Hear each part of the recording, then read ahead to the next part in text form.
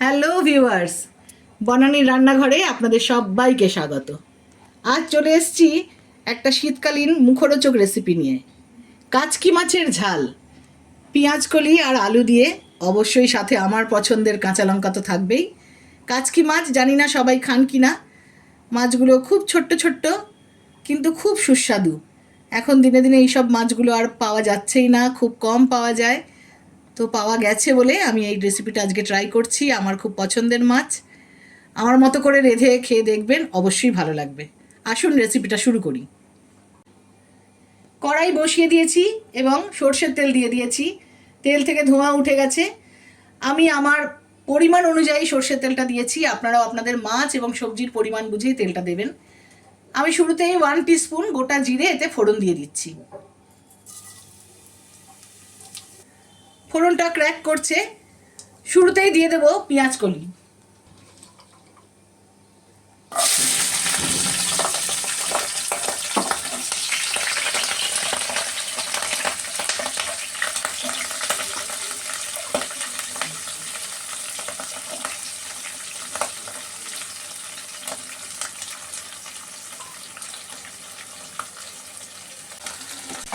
পেঁয়াজকলি ভাজছি, একটু ভাজা ভাজা হয়ে গেলে এর মধ্যে আলুগুলো দেব।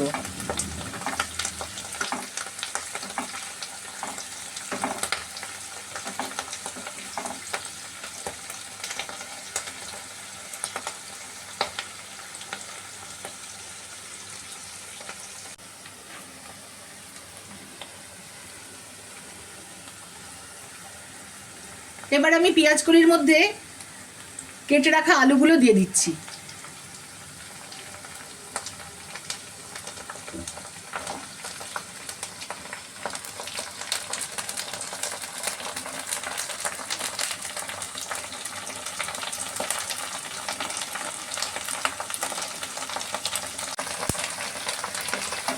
এটাকেও এবার ভালোভাবে ভাজা ভাজা হতে দিতে হবে।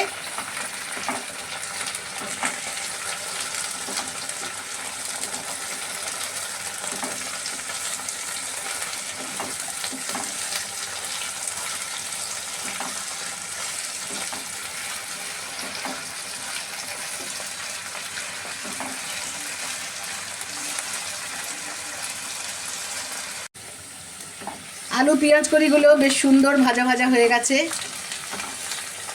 এই পর্যায়ে এবার কিছু মশলা আমি এর সাথে অ্যাড করব।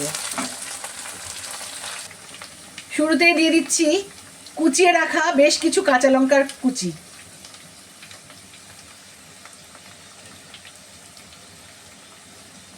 ঝালটা আপনাদের টেস্ট অনুযায়ী দেবেন। আমিও আমার টেস্ট অনুযায়ী দিলাম।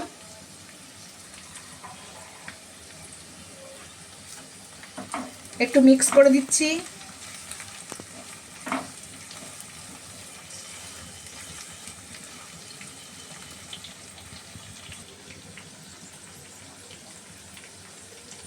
দিয়ে দিচ্ছি 1/2 টিস্পুন হলুদ গুঁড়ো। দিয়ে দিচ্ছি 1 টেবিলস্পুন ধনে জিরের গুঁড়ো মিক্স করা। এবার এটা ভালোভাবে মিশিয়ে দেব।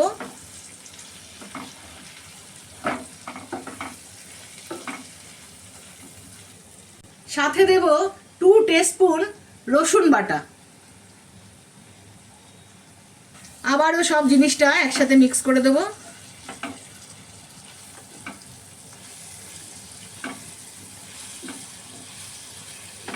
এই রান্নায় আর কোনো মশলার প্রয়োজন আপাতত নেই।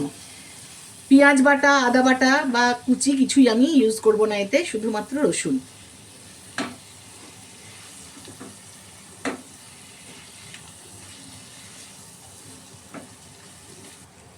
এবার এই পর্যায়ে এর মধ্যে কাচকি মাছগুলো দেওয়া শুরু করব।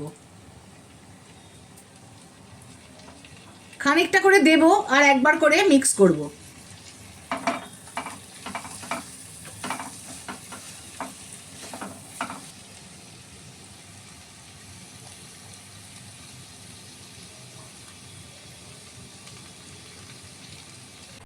কাচকি মাছের কিন্তু অনেক গুণ। এতে প্রোটিন তো আছেই ভরপুর, তার সাথে omega 3s, calcium, iron, zinc vitamin D এবং ভিটামিন বি 12 আছে প্রচুর পরিমাণে। আর আছে কিছু ভালো ভালো মিনারেলস, যেগুলো আপনার মাসল, হার্ট আর ব্রেনকে খুব ভালোভাবে সাপোর্ট করবে বাঁচার জন্য, সুস্থ রাখার জন্য। অতএব এইসব হারিয়ে যাওয়া পুরনো পুরনো জিনিসগুলো বা মাছগুলো, রেসিপিগুলো নিজেদের রান্নাঘরে এক একদিন ফিরিয়ে আনুন, রান্না করুন, খান। এগুলো আমাদের স্বাস্থ্যের উন্নতিই ঘটাবে, অবনতি ঘটাবে না। তাই ট্রাই করুন সবাই। এখন আরও খানিকটা মাছ দিয়ে দেবো।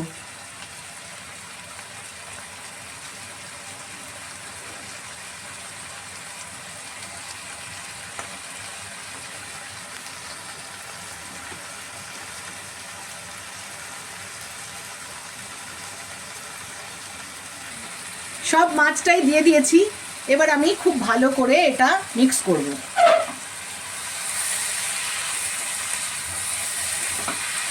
এই রান্নায় কিন্তু জল দেওয়ার একদমই প্রয়োজন নেই।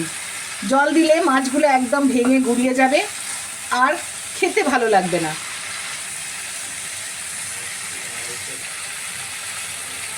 এই অবস্থায় গ্যাসের ফ্লেমটা একটু কমিয়ে দিয়ে 2-4 মিনিট ঢাকা দিয়ে দেবো।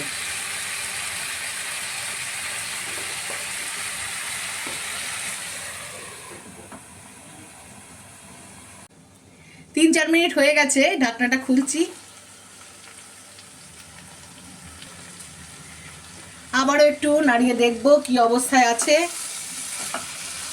বাহ,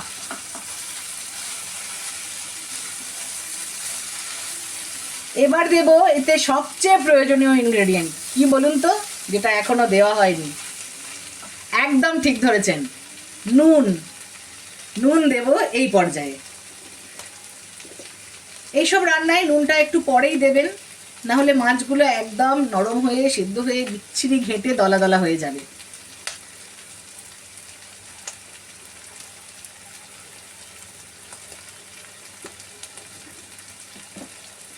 নুন দিয়েও খুব ভালোভাবে মিশিয়ে দেব।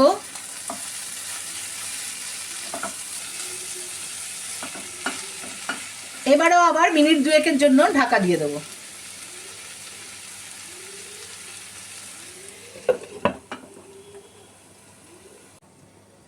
ঢাকনাটা খুলে দিচ্ছি, মিনিট 2 হয়ে গেছে।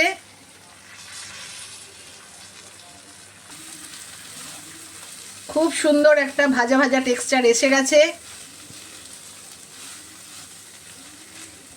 এবার এর মধ্যে শুধুমাত্র একটু গরম মশলা মিক্স করব, দিয়ে 2-3 মিনিট এটাকে স্ট্যান্ডিং টাইম দেব ওভেনে বন্ধ করে দিয়ে। তারপর সার্ভ করব। দেখব কেমন দেখতে হয়েছে, খেতে কেমন হয়েছে সেটা তো আমি না খেলে বলতে পারবো না। অবশ্যই খুব সুস্বাদু হবে, কারণ আমি এরকমভাবেই এই মাছটাকে রান্না করে খাই। তো আজ আপনাদের জন্য শেয়ার করলাম।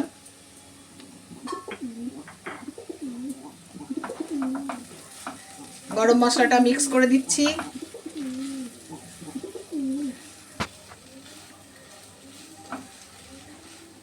এবার ওভেন বন্ধ করে দিচ্ছি, বন্ধ করে দিয়ে মিনিট 2 পরে সার্ভ করব।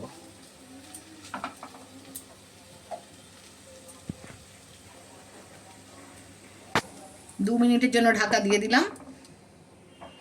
বাস, রান্না রেডি।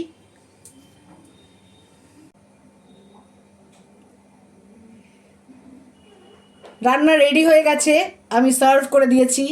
ওপরে একটা সুন্দর ছোট্ট কাঁচা লঙ্কা দিয়ে। মাছগুলো দেখতে তো খুব সুন্দর লাগছে, কালারফুল হয়েছে একদম। আর রান্নাটা এরকমভাবেই খেতে হয়, এরকম শুকনো শুকনো খুব সুন্দর ঝরঝরে একটা ফ্রাই ফ্রাই ব্যাপার। আপনারা অবশ্যই ট্রাই করে দেখবেন। এই শীতে এই সময় মাছগুলো পাওয়া যায়, ভালো লাগবে আশা করি শীতের দিনে গরম ভাতের সাথে এটা খেতে। সবাই খুব ভালো থাকবেন, সুস্থ থাকবেন। এই ফেস্টিভ মরশুমটা খুব এনজয় করুন ফ্যামিলির সাথে, বন্ধু বান্ধবদের সাথে। ঠান্ডায় ভালো ভালো জায়গায় ঘুরে আসুন।